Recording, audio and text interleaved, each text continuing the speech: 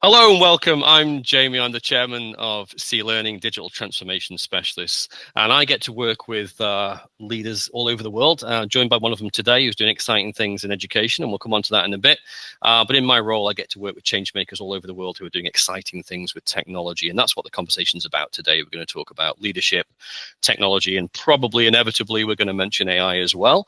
By way of introduction, Chris, do you want to just say a few words by way of introduction? Yeah, hi. Great to see everybody today. My name's Chris. I'm the product solutions manager for C Learning. Delighted to be invited to this call and co-hosting with my colleague Jamie. So looking forward to the conversation. Let's see where it goes. Yeah, it should be a good chat today. And by way of introduction for Phil, Phil is an IT specialist and gets involved in all things technology at one of the world's leading universities that we're absolutely privileged to work with, the University of York.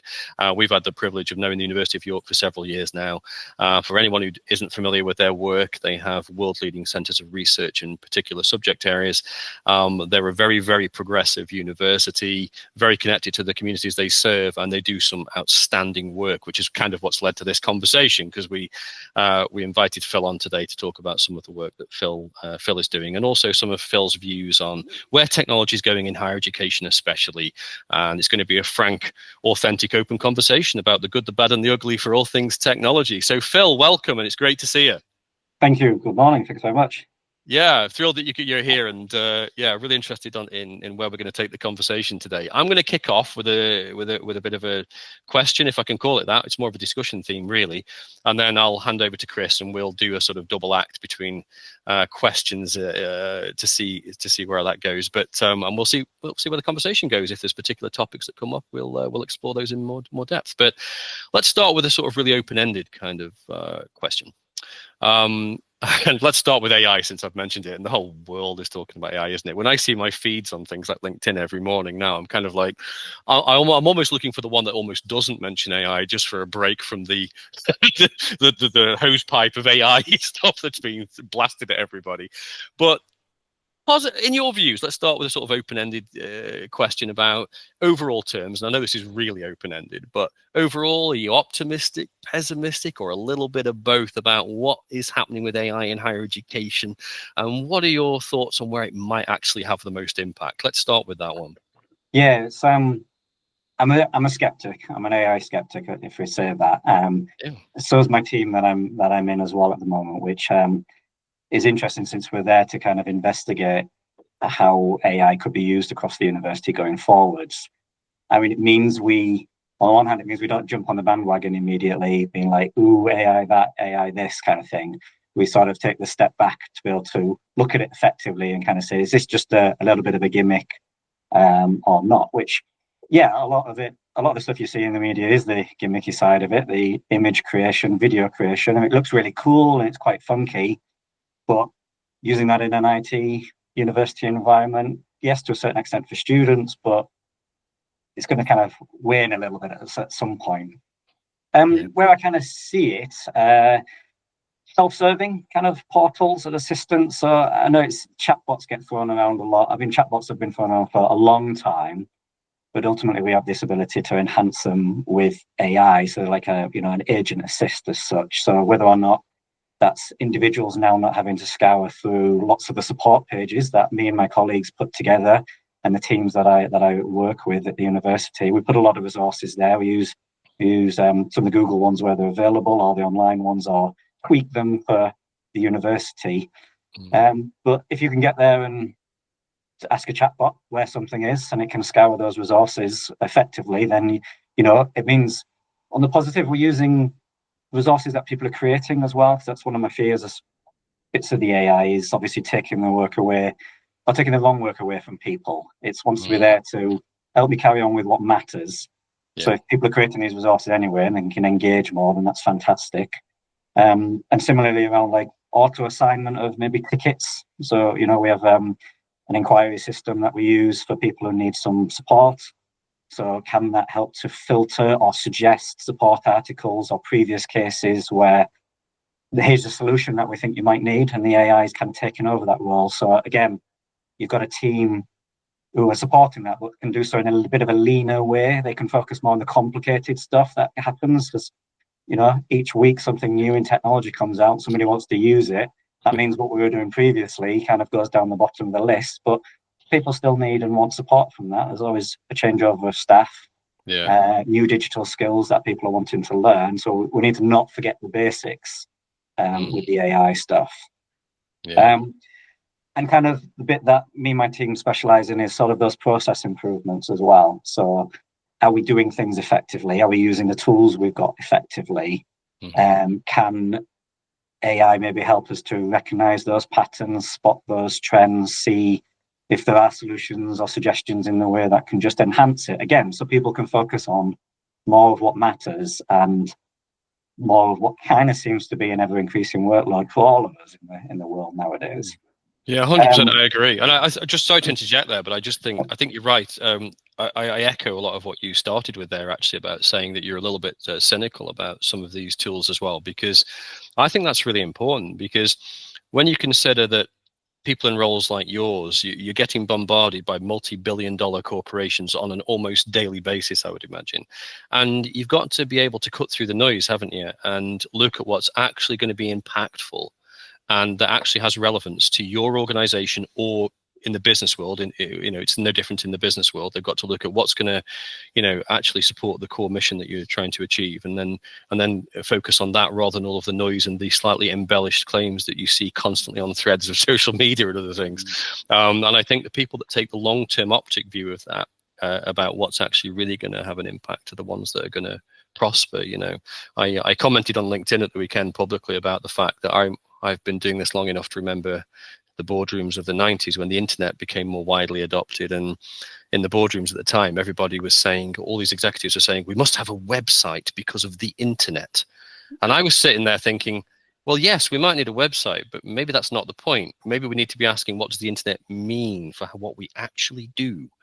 And so right now, everyone's talking about AI saving all this time. And my question is, well, okay, yeah, maybe it will, but so what? What's it actually mean in an impactful way for what you're actually doing? Like is what you're actually doing even going to need to be done, for example, is one question. But maybe we'll come back to some of those ones in a bit. But Chris, I'll let you chip in at this point and maybe fire a discussion point at Phil as well. Yeah, I think you're absolutely right there, Phil. You've got to cut through, what is and what isn't important to you as an organization and also on an individual basis. We are not at the start of AI by any stretch. It's been around for a long time, but it certainly seems to be in the mainstream now, and certainly a very important talking point.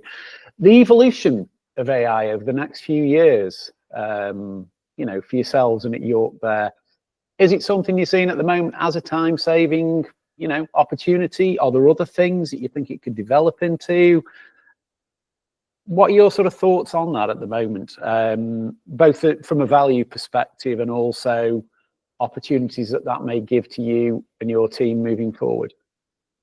Yeah, it's obviously, it's definitely there. There's no doubt about it. People are getting hands-on with it, whether or not you think you're in control of it as such or not. So the main element at the moment is obviously guiding people and trying to help a little bit with policies in terms of, well, these are the tools you should be using for your generative AI, because they're the ones that your data is protected in, and it's not being used to train the models, which obviously, as institutions such as universities, but all institutions really, we need to protect the data that we've got and make sure it's safe. I'm actually in the process of looking at doing a site-wide survey at the university to try and get a feel for just what people are using and how they're using it, because in all fairness, as I say, he's been there for a long time, and for obviously the last sort of 6 months or so, the tools have been available in a kind of a protected manner for people to use. But other than we know people using kind of Google Notebook LM for researching and scrutinizing their own resources and materials, which I think is actually one of the cool bits of AI that I like, even though I've said I was a skeptic. Notebook LM broke through the barrier for me there. We know people are using it for little bits of research, but we don't know to what extent people are using the obvious videos you see when someone's like, here's how to rewrite an email or tweak a little bit of a letter that you've got or a bit of a document. I don't really know if people are using it yet at that point. We aren't in our team specifically, but we've done some training with another team that actually are showing people those features of it. but I want to start to gather some of that feedback so that we can work with colleagues to actually look at the training that people that we're offering and that my other teams are offering to help to tailor it and make sure it's accurate and make sure people feel comfortable. Otherwise, you dabble, you maybe get a bit lost, and then you think, "Oh, this isn't for me."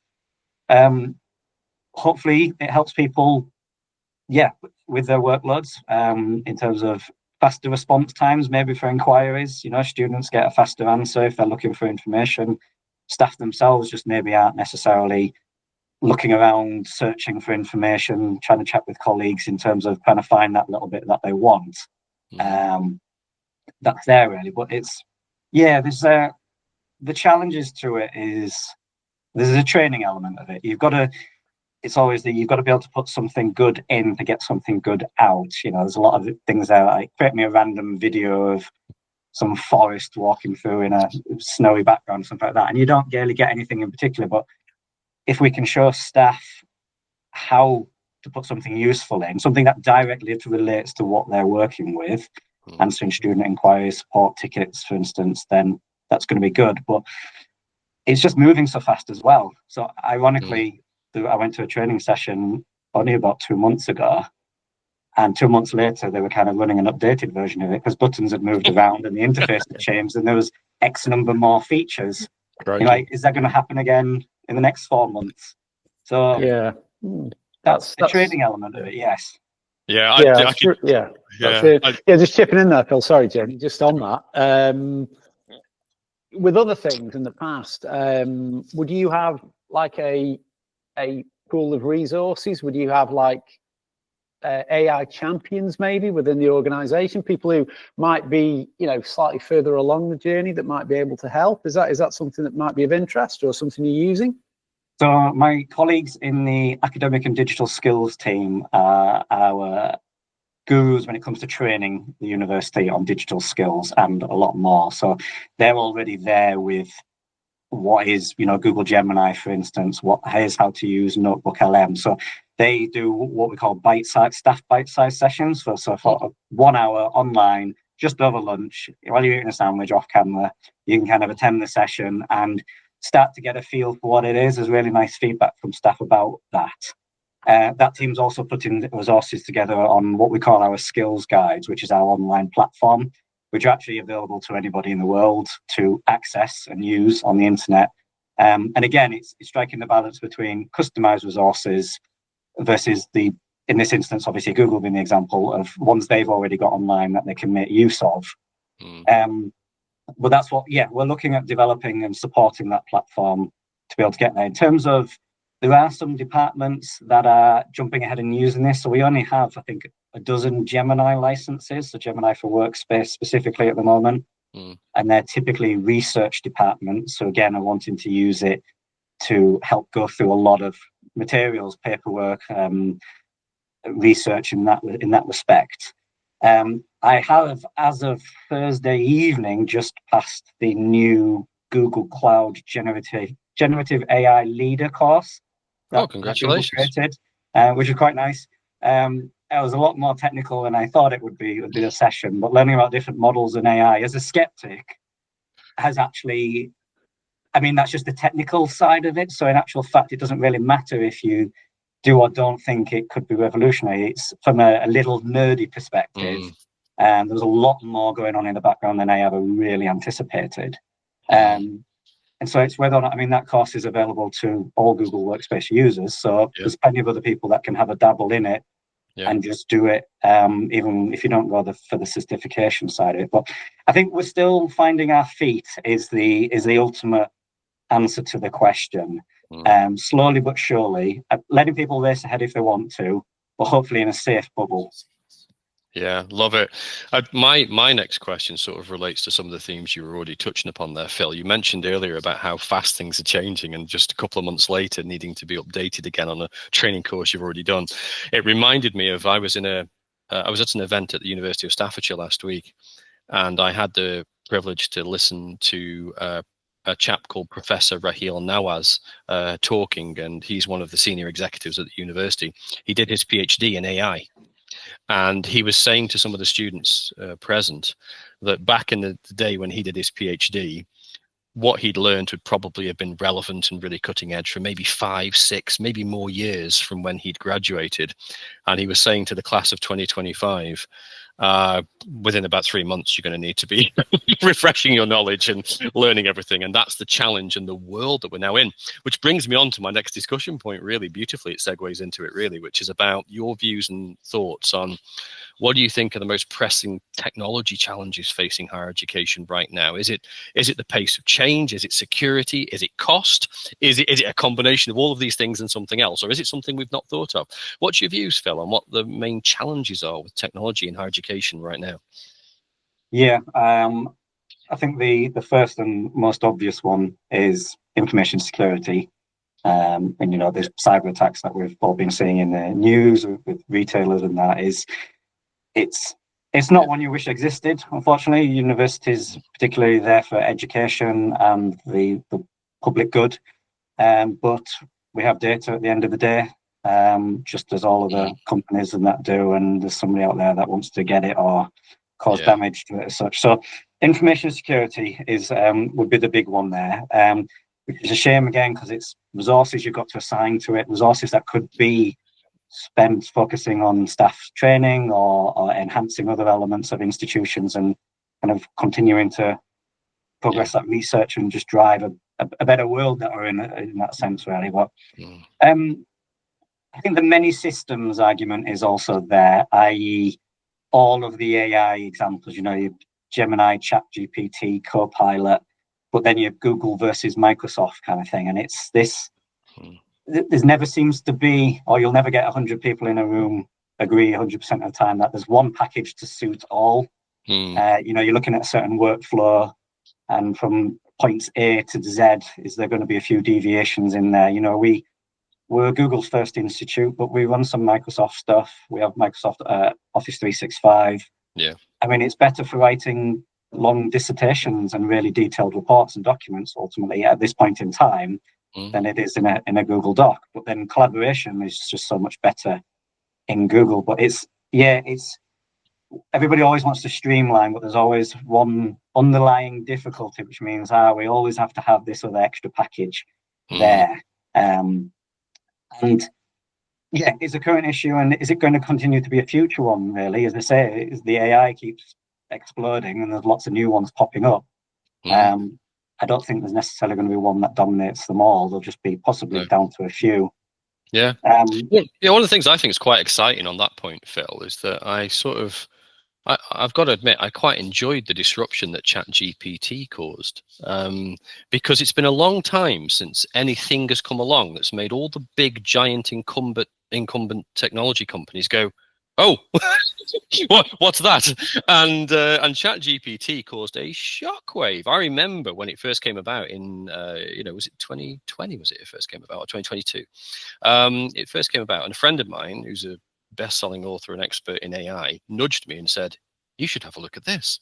And I looked at it and thought, what is this? And of course, immediately your mind goes to all the possibilities of what it might do. And you could sort of see elements of what was probably going to happen. And it was kind of quite spectacular.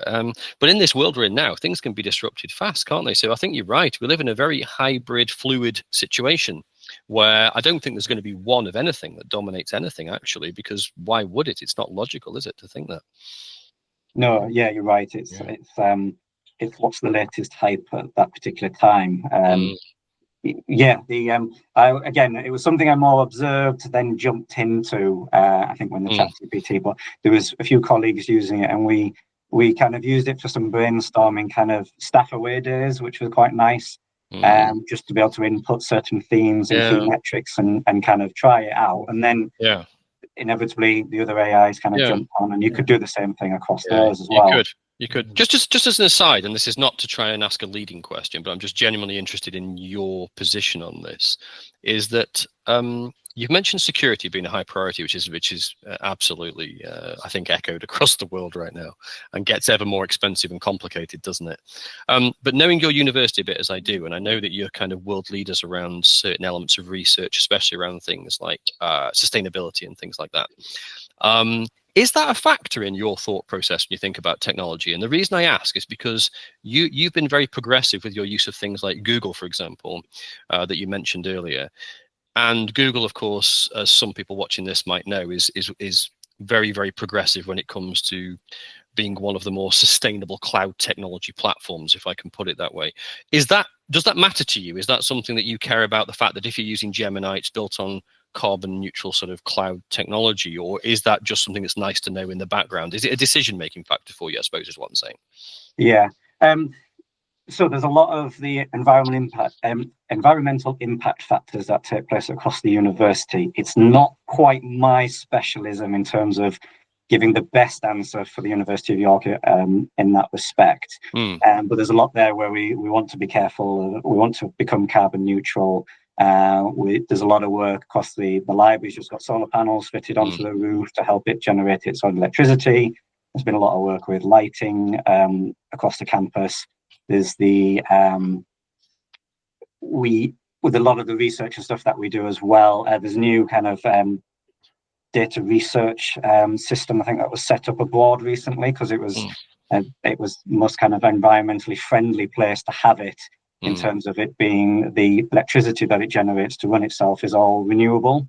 So it does play a big part. From my perspective, yes, it's an important as well as where we're going with things. I mean, years ago it was always, and you sometimes see it on people's email signatures still, it was like, do you need to print this email because it uses X amount of grams of carbon or something? Yeah. And to print. I mean, the thing is, that's just shifted now, as that discussion over to what's at the forefront now, and that's AI. We know it's resource intensive. And I know when I was recently at a Google Away Day, that question was asked in the room about Google's vision to become carbon neutral, and how AI could that potentially offset it, because the new data centers that they're having to build and power to work with AI means arguably that slows down. It's an important one, yeah. I know it's an important one for students as well at the university. And we've had a few changes in a few PC rooms with kind of the default kind of web page that loads, because some of the traffic that goes through them, they'll help to kind of plant trees to help offset carbon footprint. So it's an important one. It's a tricky one if it's that balance between cost as well as being economical. They always work in opposite directions. If you want to be economical, the costs are usually higher, and you've got a limit to it. But it is, I think, for everybody and anybody, it's more important in the world that we live in, and the kind of the extremes of the environments as well. Yeah, 100%. I love that idea of the planting the trees through the websites thing, by the way. It's e-learning. This is, and by the way, this is not sponsored anyway by Tree App. I'm just to put that. We use this wonderful app called Tree App, which I know a number of colleges in particular in the UK use as well. Like I know Basingstoke College Technology uses it. And yeah, we've planted thousands of trees just by using that free app. There's no cost. It's free. It's got a 5-star trust rating on Trustpilot. It's wonderful. And you can plant a tree every day. And of course, it all makes a little bit of difference. If you imagine the scale and power of something like the University of York, I mean, you've got huge reach and resources in terms of your community, not just in terms of the thousands of students, but all of your staff and specialisms and all of the stakeholders that you work with as well. You get them all just moving a little bit in that direction, and you're big enough and influential enough to make a very substantial difference. But that's been fascinating. Chris, I'll let you chip in with the next discussion point. Yeah, absolutely. Yeah, no problem. Yeah, a little bit of a segue to sort of your leadership there at the University of York and your digital transformation. Do you see the different platforms that are available at the moment as an opportunity, or do you see that as something that's muddying the waters a little bit? Is there a technology that is right for everybody, or is it something that might be a little bit more, oh, that seems to fit better for that, and we're okay using that for that particular thing? Is it something that from a leadership perspective, you're trying to push people towards a certain application or a certain piece of technology, or is it more of an open conversation for what works best for people within the university there, Phil? I think it's a mix. I think it's a mixed bag works quite nicely, if I'm honest, from the experience that I've seen. So the team I was in just before I moved, just before Christmas, I was in there for 6 or 7 years. And again, it was a staff digital skills team, and they support kind of Google Workspace in its first right. We were always a team that just encouraged people to press buttons, feel confident in doing it, and knowing that we're there if you get really stuck, or you stumble across a big red button that you maybe don't know if you should press. So we look at what tool best suits the person's task or job that they're doing at that point in time. And I think the benefit of that is you empower people to want to explore, rather than necessarily prescribe them and say, that is the tool you must use and that is definitely the way you must work. Now, don't get me wrong, there are scenarios where that has to be the case. That is the student data system and that is the process you must follow for this. But multiple platforms helps prepare you for the bigger world as well, where you're going to go into a business or a place of work, or that aren't necessarily going to be using the one thing that we said actually is what you're using. It's giving staff and students those skills to be creative, to be willing to go and explore, and adapt. And I mean, it makes it challenging from an IT perspective, because you maybe have 4 systems doing video conferencing when you could have one. But we like to learn. We like to stay on our toes. We like to keep up with training. I don't like standing still, and I never have stood still while being at the University of York. It's great, and I never have stood still while being in the Google sphere as well. I have about 3 weeks worth of Google updates lined up for new things that have already come out about 2 months ago, because I just have to try and stagger them so I don't get excited and tell too many people at once, sort of thing. So I think, multiple platforms in reality is where we're at. But I think that's fine. And I think it's just giving people the confidence to be able to go to any other platform, really, and knowing that they just know, well, somewhere there's going to be some settings and I'm going to be able to go in there and tweak something. I'm just looking for a button that looks a little bit like a wheel or something like that. Yeah, I love that you referenced there about always learning and being open to new things, because that's something I'd be interested in your thoughts on around that aspect of leadership, because I suspect, knowing your wonderful university a little bit, that there's something quite special about the culture at the University of York, where you do really have a sort of love of learning and an open-mindedness from a strategic leadership point of view as well, from the executive level, which I think is very, very important, almost as a prerequisite for success. I love that quote from the late Douglas Adams, the wonderful science fiction writer, where he came out with a quote that said something like, anything invented before the age of 35 is wonderful and to be supported, and anything invented after the age of 35 is evil and must be destroyed.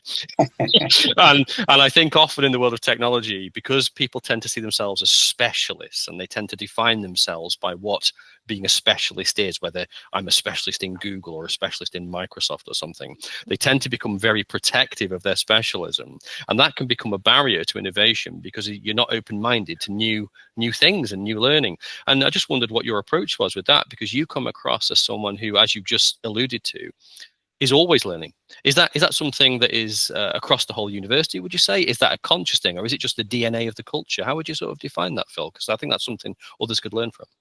Yeah, it's a good. It's a good point that the university is very supportive in terms of its training and availability.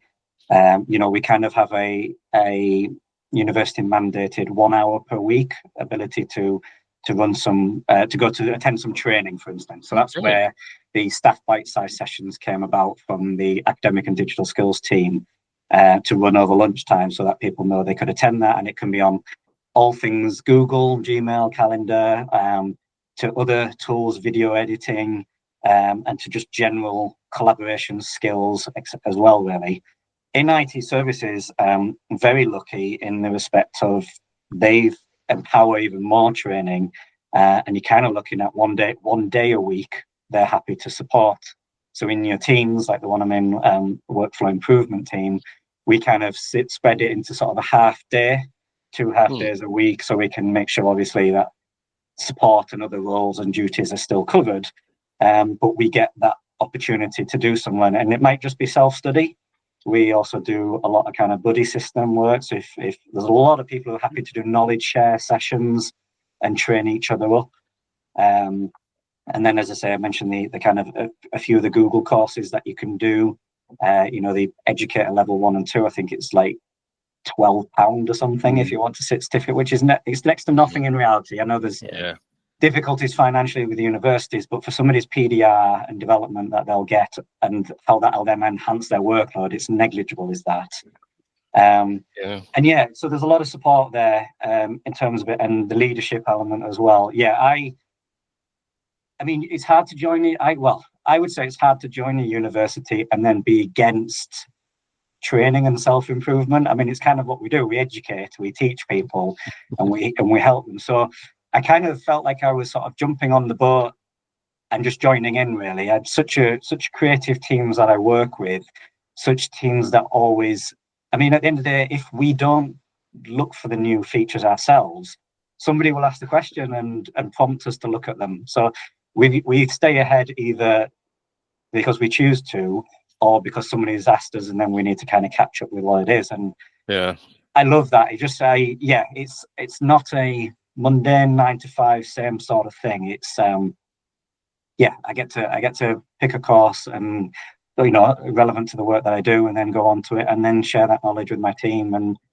it's always felt like that. And even in the situations we're in at the moment where things can feel like they're on fire and overworked, I think it's critical that that's protected, and it is being protected, and you still let people that opportunity to grow.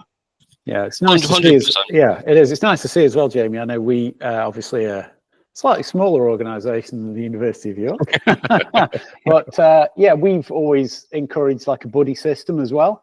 So we'll get somebody who's new or somebody who might not as be up to speed on, you know, Workspace or some other piece of software, and you know, we'll buddy up and support them, and you start to share knowledge. And then what happens with that is you'll go, oh, my buddy who's only been here for 6 months has discovered something that I didn't know, and now we're sharing that information right across the board. And I'm sure similar things like with you, Phil, where you might go, you know what, I wasn't aware of that. That's awesome. Oh, yeah, absolutely. Just because I like to think of myself as the Google guru at the university, and most people think of me, they think of Google, does not mean at all that I know everything and anything. It means I'm happy to be taught something new. I go to the sessions as well as help deliver some of the sessions across the university. I enjoy learning as much as I enjoy teaching people. And it's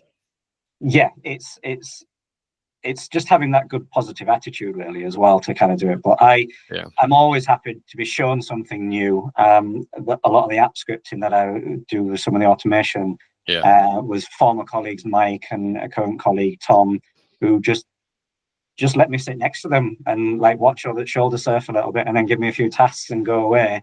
And then as a result, spent 7 years blogging about it all and creating tools and sharing them to the rest of the world. And it's just that's for the Google side of stuff. That's the community that I love, that kind of collaboration and that giving back to the wider world. I'm glad you mentioned that app script actually, Phil, just because I know you very kindly shared it on one of our Workspace updates, and I shared it back directly with Google, and they love that. The fact that you've got such a large bank of resources there to deal with, you know, what are fairly sort of generic type tasks, you know, reducing the stress and strain from them and sharing it with the wider community rather than, you know, there's so much information in there. I'm not saying you should, but you could charge for that, you know, in terms of, but you're such a, you know, the University of York is such a, you know, an outreaching organisation. You're happy to share these resources with other people that will benefit from them. I think that's fantastic. Yeah, I think on that point as well, just what you're talking about there, Phil, is what I was kind of alluding to earlier when I said that your culture and the DNA of the University of York is not what I typically see with universities I work with across the wider world, because we work with a number of universities all over the world, and they've all got their own strengths and weaknesses, of course, their own unique culture. But I think one thing that's really positive that from the outside looking in, from my perspective about the University of York, is that always learning culture that you were just referring to. And also you referred to how rapidly the world is changing, and of course the two things are kind of prerequisites for each other, aren't they, in some ways now? Because if we're going to prosper and succeed in the world, then we've got to have that, I think. And that kind of touches upon just what I want to dig into in a little bit more detail with you on that point, really, which is in this world of rapid advancements with AI. And none of us know exactly where this is going or how it's going to play out. And anybody who says they do should probably set a red flag.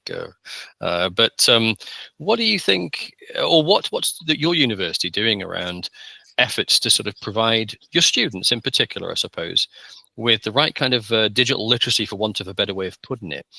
What are you doing around that to give them a solid foundation on which to use these tools productively, healthily, and wisely in this rapidly changing world? Is there anything in particular going on at the University of York that you can share with us on that one?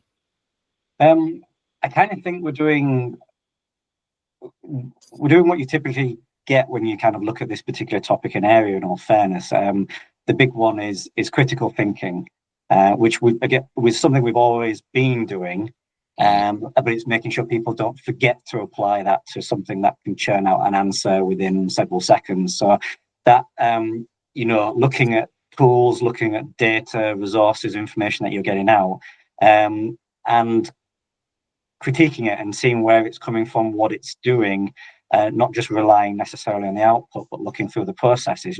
As I say, we have we're a research institute, so these students may be in future going away and becoming researchers themselves. So they'll be looking at scouring the internet for data, or going away and gathering the information.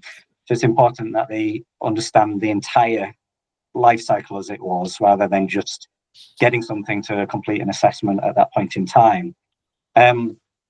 So the AI stuff is ethics is obviously going to be the word that always follows AI around for the foreseeable. So it's looking at making sure things are done in the right kind of way as well. Is it ethical? Are you being careful with your kind of copyright information? Are you using these tools carefully and effectively? And it's looking at adapting this sort of technology for their needs as well. It's, here's the tool, but how does it work necessarily for you? It can do 101 different things. You only actually may find it useful for 3 of those that you want. So don't just jump in and go and try to fit yourself around that tool itself. Have a look and see what your task is. Look at and again, it's the critical thinking. Look at what you're needing to achieve and what's available out there. And I think it's moving away from being prescriptive, which I'm not saying we necessarily are, but avoiding this comes in with the training as well, really. What we don't want to be going is, here's step 1 should take you to step 2, which takes you to it's more, here's a bit of a rough outline of where you need to go, but probably be broader and a bit more generic in terms of the guidance. Let the students ask the right questions. We never want to stop people from asking questions. And maybe use AI to help break down the stages of it. If it gets you an answer, it gets there, find out how it got there and what happened in the middle. Because we know things with AI, 2 people can ask it the same question and you can still get a slightly different answer. I think in terms of the last sort of point is, with digital literacy, it's again in terms of the training, making sure they get dedicated time to learn and to explore. We kind of had a bit of a protected Wednesday afternoon for students to try and reduce them having lectures on an afternoon, so that they could have a bit of a catch up during the week. Or one of my teams ran like a digital Wednesdays as such. So there's a couple of hours of training for students where they can just explore some new tools and just see if it works for them or not. And again, as I mentioned before with staff, get them to just press these buttons and have the confidence to try things out in this changing world, rather than sort of keep them in a box. We've got to keep everyone protected, but you can't shut them off from it ultimately. No, absolutely right. No, I agree. It's like that old Tolkien quote about you can fence yourself in, but you can't fence the world out. And so I think it's about using these tools wisely. And just from my personal point of view, I make great use of Google Gemini Deep Research. I find the Deep Research option is very good, actually, for providing academically rigorous and robust evidence for something you might be researching. And I suspect a lot of researchers across the world are probably making very good use of that. But fascinating point you're making there, Phil. Chris, I'll let you dig in. Question. Just on that as well, Phil, obviously the wide adoption of AI within the university, which is absolutely fantastic. Do you see any concerns or fears about keeping that balance between, if you like, traditional learning and using AI-driven systems in education? Is there a danger of the overuse of relying on AI-driven things, do you think? Or is it a case for the students individually to get that balance right? Is there any sort of training in place for that? What are your sort of thoughts on that? Yeah, I think it's stressful, to be honest, for everybody. I think it kind of alludes to what we mentioned at the beginning, that in terms of the AI stuff, it's changing all of the time. So when I mentioned, we run a training session, and then a couple of months later, the buttons might have changed, or that thing you told somebody where it was. That's just quite directly stressful, because you've got students and staff who are working to deadlines, and they need to be able to do things, and they think they had the confidence to do something, and then a new feature's appeared or buttons shifted slightly, and that's a risk, actually, that the AI doesn't necessarily always save time, but introduces a bit of I can't keep up with this, or which one am I supposed to be using again for it? So, and that's one to be aware of. And then the inconsistency, which I mentioned earlier, that is how effective you are interacting with the AIs depends on what you get out of it. So if you've got people who are less confident and not sure what to put in when they put a couple of sentences in a prompt and get a load of rubbish out, are going to be turned away from it, unlike other people who know, well, actually, I just need to put a bit more effort in here, and I can always save that prompt for next time if I want to reuse it. So it's the element of the training again, in terms of using it in the right way, but again, balancing it with that digital literacy that we've mentioned. So being critical, giving time to explore, and consider what sort of underpins critical systems at the university. Do we still want the hard-coded ones and zeros of a piece of software that we know when we click that button, that's what we get, as opposed to a piece of AI which could continue to learn and train itself over time and then tweak what it gives you at the end of it? So I think the over-reliance thing is it's not going to be replacing the fundamental student running systems and data that we've got in that element of it. It might be there to enhance them and be a bolt-on, by all means, but we need to be careful in that side of it. And then I'd say the final one's probably what my team's doing, and that's kind of slowing down. So just being able to say AI is getting thrown there all over the place in every different thing. Some companies I've seen have just changed the name so it has AI in it, not really changed many features.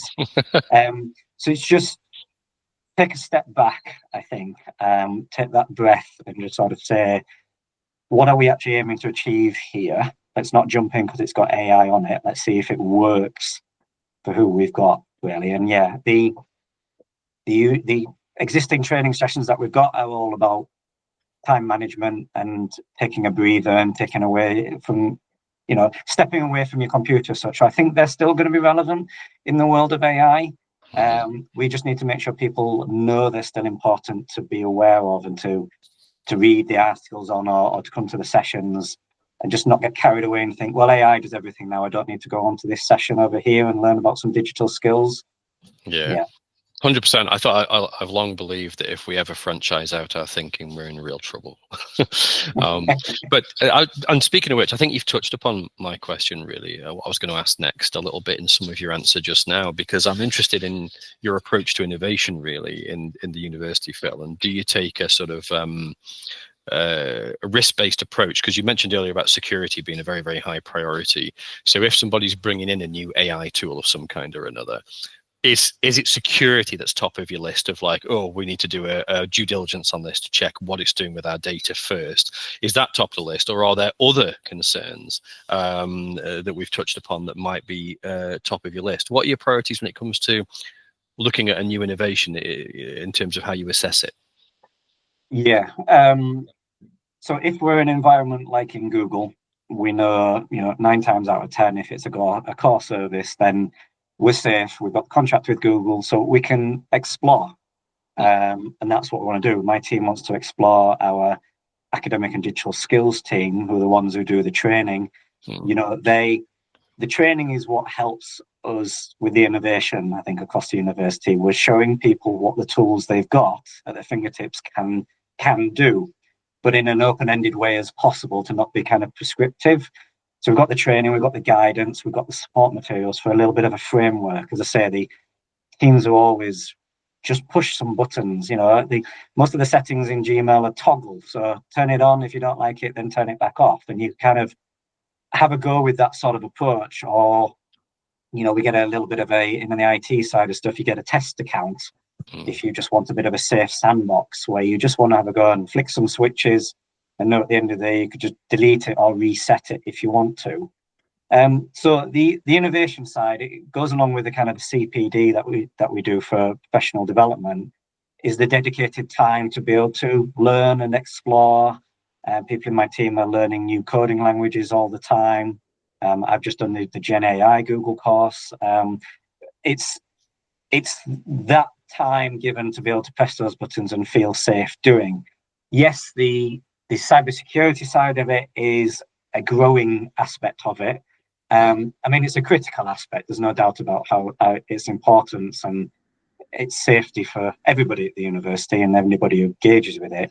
There are scenarios, yes, where a tool has to be paused. It's new, somebody wants to dabble in it, but it needs its due diligence in terms of checking it and looking at contracts and stuff. And it can be a hindrance, but it's the right way to work. It's the right way to work in giving people the skills for the future as well. You can't just go into a business and get a job and suddenly start logging into third-party apps and giving company secrets away. So it's realistic, and it's just a matter of working with those teams. We work closely with the security team to just help them to help us. If you work hand in hand, you can kind of speed things through as quick as possible. Then just give somebody, here, go and have a look at that system, and they don't know what it's for, what the end users are using it for, and the end users don't know what cybersecurity need to look at in terms of the data. And the workflow improvement stuff that me and my team do as well. So we kind of have a motto of helping people do the work that matters. That's not to say they're doing work that doesn't matter, but it's, if they don't need to be creating 300 Google Drive folders once a term for students, use a little bit of the tool that we've got, free up some time. And even if you use that time to come and do a little bit of training or a little bit of CPD, and just have a bit of an explore. So it's very rare somebody's ever kind of shut down and says, no, don't go and have a play with that, or don't go and try it out. That's not the attitude we've got. That's good. 100%. You mentioned about professional development there, Phil, as well, and around the sort of collaboration between maybe the IT departments and academic departments within the university. Just the importance of that between, sort of the impact that would have on tech initiatives within your organization. That sharing of knowledge maybe between the different departments. Just if you'd like to elaborate on the importance of that would be great. Yeah, it's IT and academics. It's left hand needs to talk to the right hand, really. In reality, there's times when it doesn't work, and a few things fall through the gaps. One of us runs off and does something and forgets about the other. But it's important. The IT there is to help support the academic, the teaching, the rest of the wider university. But similarly, we need to know what they kind of are doing or what they want to be able to do, so we can work together. I say it's very easy to get stuck in your own bubble or build up your own ecosystem, and as we mentioned at the beginning, end up with multiple ways or platforms of doing the same thing.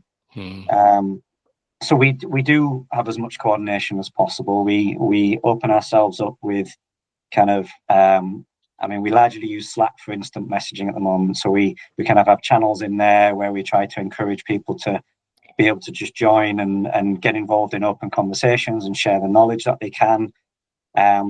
We have a lot of committees and steering groups. I think sometimes you need to keep those refined and robust, but it's pulling that right knowledge in. Even if you're just kind of passively sort of aware of what's going on, you don't necessarily always need to. A meeting doesn't mean you have to jump in. Sometimes it means you can just take feedback away and share that with your team, and just make sure you're all running at the same finish line, really, in that sense. It's finding middle ground. It's tricky. You've got your data protection, you've got your accessibility stuff, which is absolutely critical, and legal requirements. You've got to make sure we abide by that before we go off running too far. And I know that can be, from an academic aspect, a hurdle. But again, it's working together, making sure that the IT that sort of underpins everything allows students and researchers those opportunities to carry on and do that going forward. So it's having that openness, and that's what we aim to do within the IT and the wider university. Yeah, 100%. I'm going to take us in a slightly different direction now, which is more around access and inclusion. And I'm just interested in your thoughts, Phil, on, and especially given what we've talked about several times in this conversation about the pace of change and how quickly things are changing. What are your thoughts on making sure that we don't leave anybody behind in a world where we've already got a problem in this country with digital access, if I can call it that, or digital poverty as it's referred to often? There's several million people, for example, who don't even have a device, never mind anything else about generative AI and stuff that we've been talking about. What are your thoughts on, in this world of digital transformation, how we don't leave anybody behind and we create a more equitable and inclusive kind of opportunity for the widest audience possible? Yes, yeah. So I think actually taking the last point first, then we have a hybrid amount of kind of digital skills training. So by that I mean some of it's delivered online and some of it's back to kind of in person in a classroom. Yeah. So what we're aiming to do there is with the whole change in the world of hybrid working, that we account for people who are further away from the institute than they may have been before, that they can still access this training in real time if that's what they want to attend. There's always the online resources, but a lot of people like to get the dedicated 1 hour and know they're going to sit at the computer and learn something with somebody. So we do a mixture of remote versus on-site, and on-site means we can have the PC classrooms available. So yeah, we don't ever want to exclude anybody from a technological aspect of, if you don't have a device and you don't get to come to the training. That's not the case. We can do the remote, we can do the in-person. We also record a lot of the sessions and just put them unlisted on YouTube. So staff can then also self-serve if they maybe weren't able to make it, or obviously if they're different working patterns. There's a lot of estates staff who are maybe very early hours. So just because I might work 8 till 4, for instance, doesn't mean they shouldn't be able to access the resources that I'm kind of producing. So we focus on that whole round picture again to make sure it's available for people.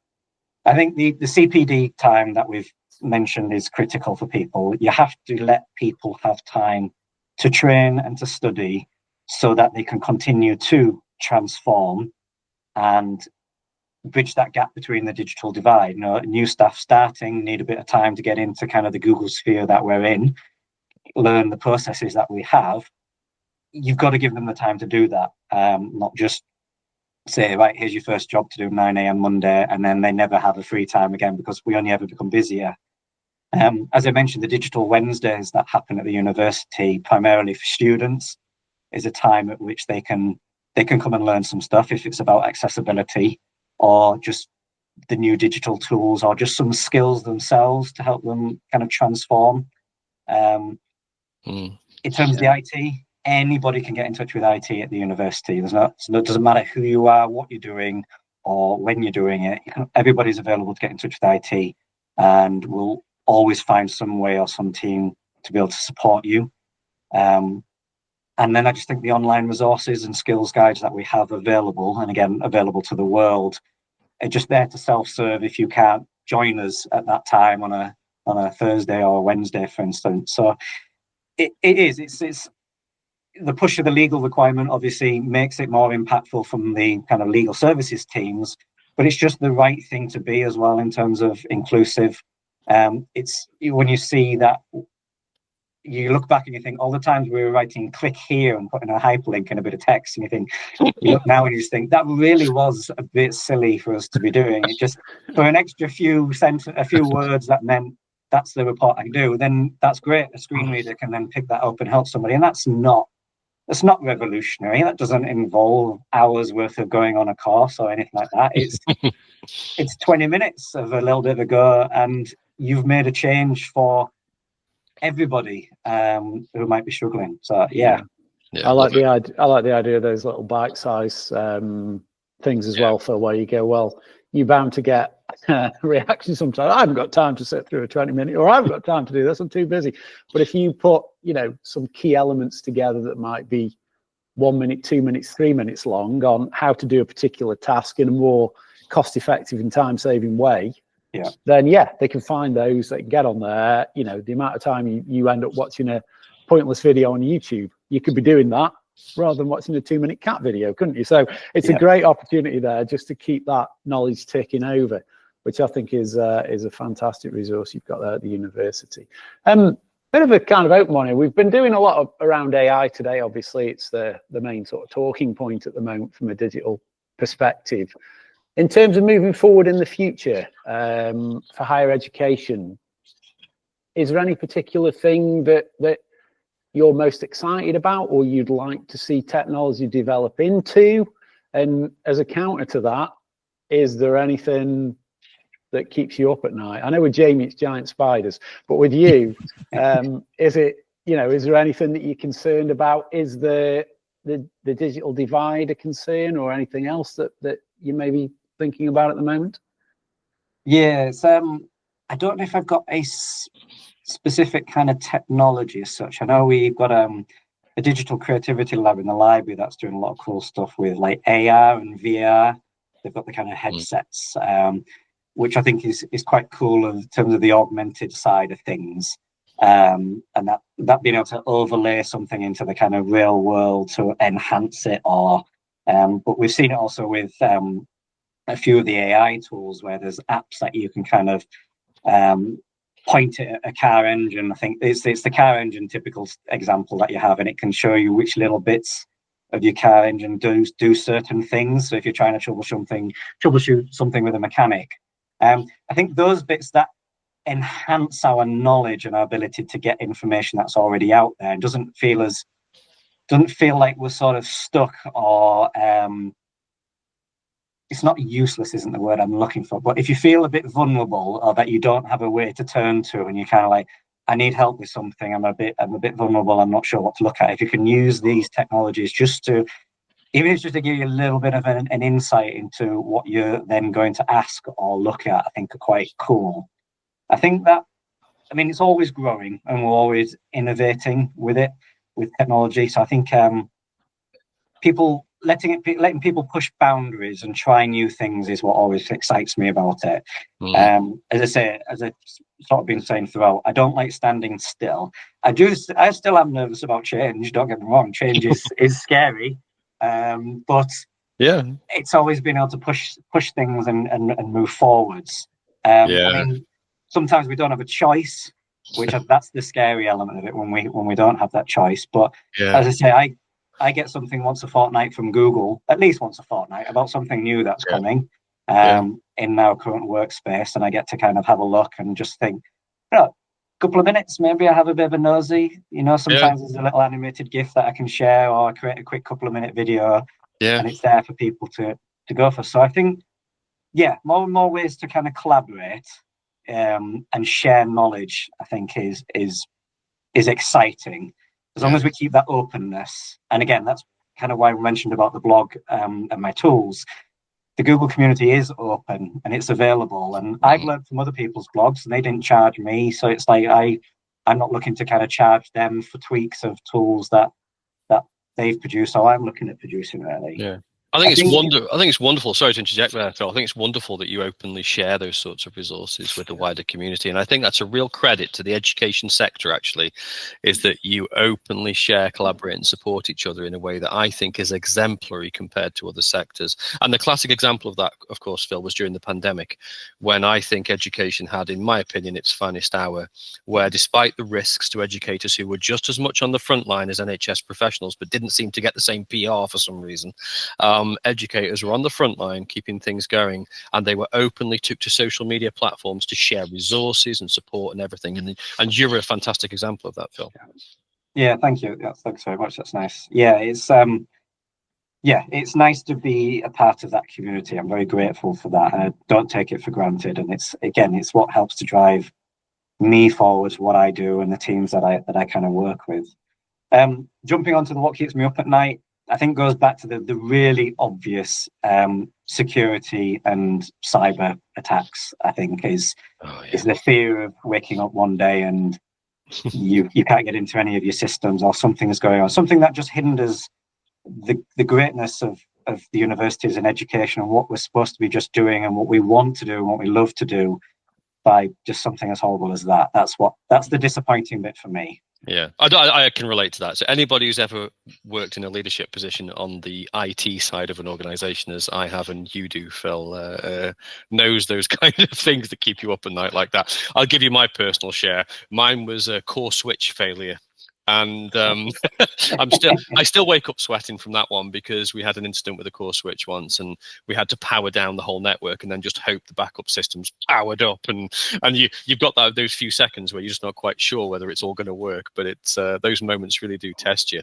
I love your comment there about you really. I think it's a wonderful credit to you, Phil, as well, that you openly share in the way that you do about, for example, fear of change.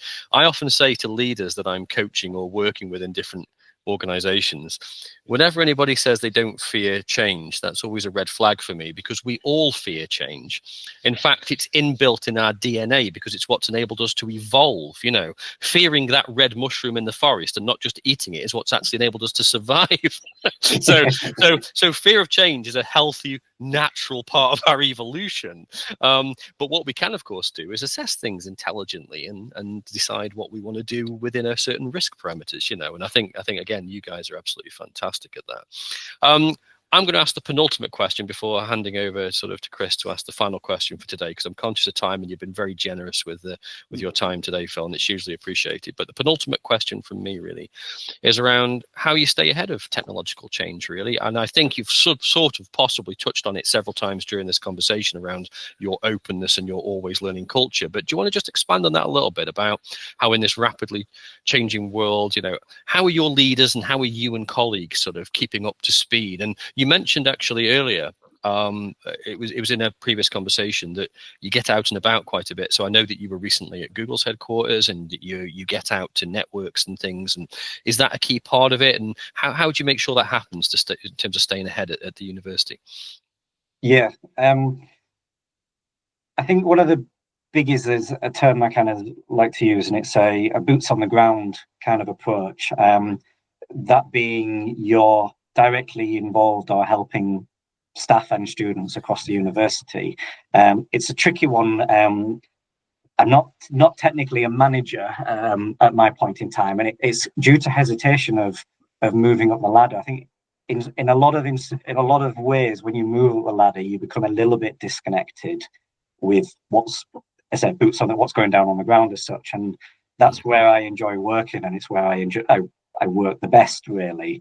And it's trying to make sure you don't forget that element of it. You don't get too bogged down in the admin, the config side of a bit of a system or what you're doing, and forget that there's somebody at the other end of that piece of work using that system and doing it for their job. And it's important to know what they're doing and an understanding of any tricky scenarios that they're finding with it. So I think kind of staying ahead, as we've mentioned before, is the fact that I deal with IT support tickets. Really, me and my team, we're actually answering direct questions that are coming in from staff and students. I mean, there's no better way of being boots on the ground than knowing what people are actually asking and actually struggling with. That helps to inform any tools that I might develop, or any training that the other teams are running, or any resources that we have. It helps to kind of form that life cycle, basically, of the resources are there. Is there missing something? Has that been reported through a ticket? Do we need to enhance what we've got? And those inquiries are the things that lead to the technical change. Academics are going out there and doing research and are jumping on the AI bandwagon a lot faster, probably, than a professional support member of staff who is doing quite the similar tasks each week with student data that maybe doesn't quite require them to expand and have a look at what AI does. So you get pulled in certain ways, and then just need to kind of bring yourself back to the core and kind of think, right, well, if they're doing that over there, could we make use of it in this particular role over here as well? I think there's actually hard written stuff that helps to keep me up to date. So, the example, the Google Workspace blog is really obviously subscribed to that. And when I get the new emails, that's literally a new feature that's coming in that I can let people at the university know about.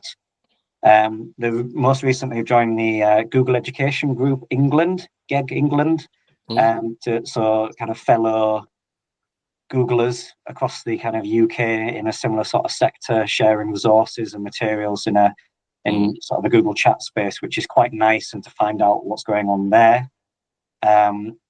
Even like the Google Customer Connect forums, I like to just watch those every now and then and see what kind of discussions are taking place. You can always unsubscribe to anything if it's not quite relevant. But again, just to try to get a feel of what other tasks or ideas or products that people across the wider sector are looking at, as well as at different countries.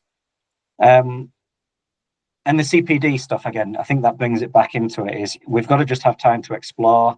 People have mentioned things through word of mouth, and then you might think, well, let me just have half a day to go and play with that. Is it relevant? No. Is it, or is there something there and I'm going to share it back with my team, and then we might have a look at it a little bit more, basically, in a little bit more depth. So I don't get to tend to do as many of the networking events recently as I would like. A lot of it's kind of with the travel, navigating around with the travel as such.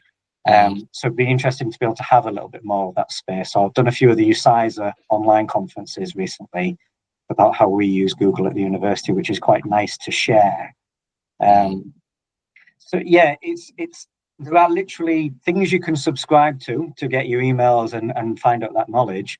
Otherwise, speak to your colleagues and your staff on the ground and see what they're doing and getting involved with. Have those knowledge sharing sessions, and just, don't be afraid to just let people have a play as safely as they can in a sort of safe manner, really. Yeah, I love that. And I think you have a really nice balance there between internal networking and sharing and external networking and sharing, like you just mentioned, the GEG England group and things like that. I think it's a really nice balance and a great example of how to do it. A very senior government official I know who inspects education organizations once told me that the most common thing they saw in failing leadership teams was isolation. They would sit in the offices with their senior team meetings and sort of create almost an echo chamber, but not actually sense check it with what was going on in the outside world.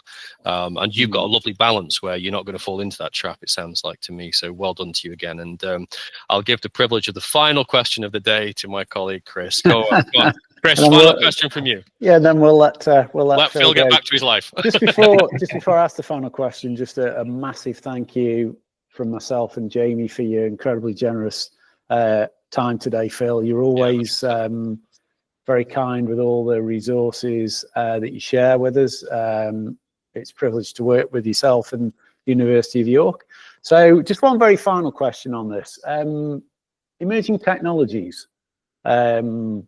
What do you see will potentially be the most disruptive and maybe enhancing as well in the way the university operates and educates moving forward over the next sort of year or two? Yeah. Well, thank you for inviting me to have this talk. It's been really nice. I'm really very appreciative, and I'm very appreciative of the kind words and comments as well. That's great. Thank you.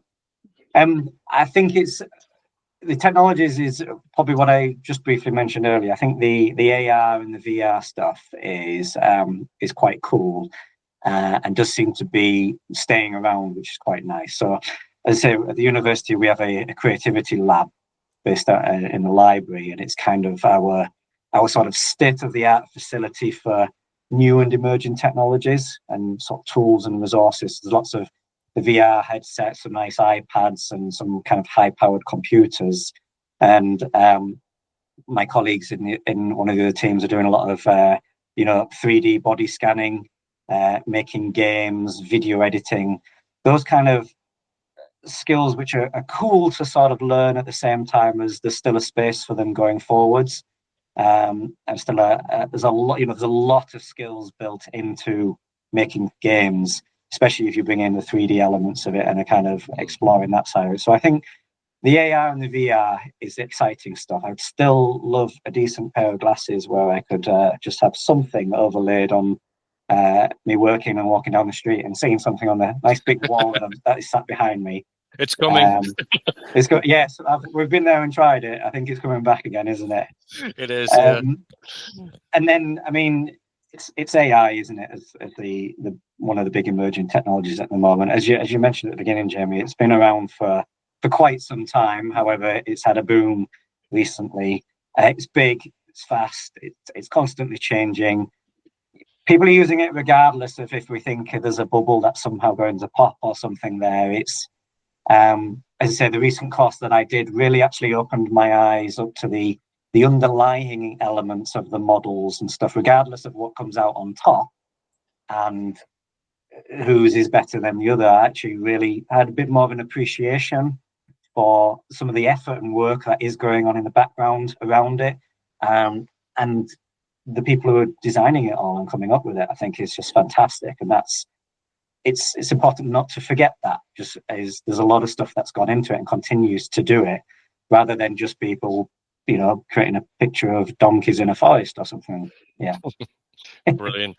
Look, I'm going to stop the recording in a moment, but before I do, just to echo again what Chris has just said, a huge thank you from Chris, myself, and all of us at Sea Learning for your time today, Phil, and for the exemplary work that you do at the University of York as well. It is a very, very special university, and it's a privilege to get to collaborate with you and to get to know you and some of the brilliant work you're doing. I think your students are very lucky to have you and the team there doing the work that you do. Long may it continue, and we'll wrap it up there. But thanks so much, Phil, for the conversation today. Thank you. Thank you.